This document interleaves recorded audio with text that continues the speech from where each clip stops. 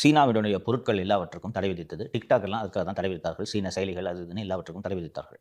அந்த தடையை எந்த துணிச்சலில் நாம் விதித்தோம் என்றால், அமெரிக்காவின் ஆதரவு நமக்கு இருக்கிறது என்ற துணிச்சலில் நாம் அந்த தடையை விதித்தோம். எந்த அளவுக்கு இது நடந்தது என்றால், அமெரிக்க தேர்தல் நடக்கும் சமயத்தில் இங்கிருந்து பிரதமர் அமெரிக்காவுக்கு சென்று, இந்திய வம்சாவளியினர் அதிகமாக வாழக்கூடிய பகுதிகளில் போய், அப் கி பார் ட்ரம்ப் கி சர்க்கார் என்று அவர் ட்ரம்புக்கு ஆதரவாக பிரச்சாரம் செய்யும் அளவுக்கு இந்த ஆதரவு அதிகரித்தது. எப்போதுமே ஒரு நாடு எல்லா ஆப்ஷன்ஸையும் திறந்து வச்சிருக்கணும். இது பிரச்சனையானா அடுத்ததை வச்சு பேலன்ஸ் பண்ணணும். இதுதான் வெளியுறவு கொள்கை.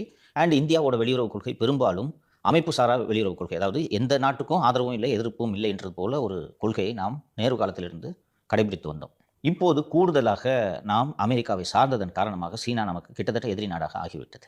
அமெரிக்க அதிபர் அவர் வந்ததிலிருந்து தான் தோன்றித்தனமாக வரி விதிப்புகளை எல்லா நாடுகள் மீதும் விதித்துக் கொண்டிருக்கிறார். அந்த வகையில் ரஷ்யாவிடமிருந்து ரஷ்யாவுக்கும் உக்ரைனுக்கும் சில ஆண்டுகளுக்கு முன்பு போர் தொடங்கிய சமயத்தில் ஐரோப்பிய நாடுகள் ரஷ்யா மீது பொருளாதார தடையை விதித்தன. ரஷ்யா ஏற்றுமதி செய்யக்கூடிய கச்சா எண்ணெயை யாரும் வாங்கக்கூடாது, வாங்குபவர்கள் மீது நாங்கள் பொருளாதார தடை விதிப்போம் என்று சொன்னார்கள். ரஷ்யா மீதும் பொருளாதார தடையை விதித்தார்கள். இது செய்தவுடன் ரஷ்யா என்ன செய்தது? சர்வதேச சந்தையில் ஒரு கச்சா எண்ணெய் பீப்பாயின் விலை $80 என்றால், ரஷ்யா நான் $60 தருகிறேன், $40 தருகிறேன் என்று விலையை குறைத்தது.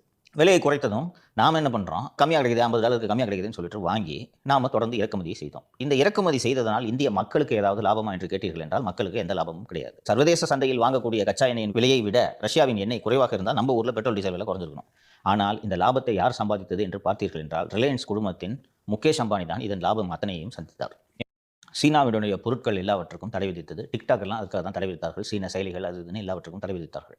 அந்த தடையை எந்த துணிச்சலில் நாம் விதித்தோம் என்றால்,